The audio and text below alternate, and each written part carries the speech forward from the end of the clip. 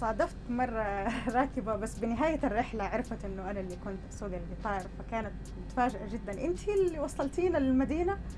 فقلت أيوه أنا. قالت الصراحة أول ما شفت الإعلان كنت ضد تماما، وكنت أقول لو كان بنتي اللي حتسوق ما راح أطلع، لكن بعد التجربة هذه أنا مبسوطة جدا، وإنتوا يعني أثبتوا نفسكم وما حسيت بأي فرق، والرحلة كانت سلسة تماما.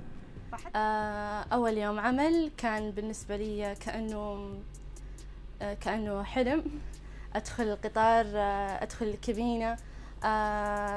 بالنسبة لي مواجهة السرعة، إحنا نتكلم عن واحد من أسرع 8 قطارات في العالم، فلما تكونين في الكابينة تشوفين الأشياء تتجه ناحيتك بكل سرعة فائقة، جاني شوية شعور بالخوف والرهبة، لكن الحمد لله مع الأيام ومع التدريب المكثف اللي كنت أخضع له. بشكل عام التحديات اللي يواجهها المتدرب أو المتدربة على قيادة القطار تقريبا متشابهة. لم يكن هناك تحدي مختص أو تحدي خاص واجهته الأخوات مقارنة بزملائهم، بالعكس كانوا على كفاءة عالية، وأثبتنا جدارتهن أثناء التدريب والتأهيل، والآن هم بدأوا بالقيادة، وهذا دليل أن المرأة السعودية لديها قدرة كاملة متى ما تم تمكينها لأداء المهام، أسوة بأخوتها من الرجال في هذا البلد.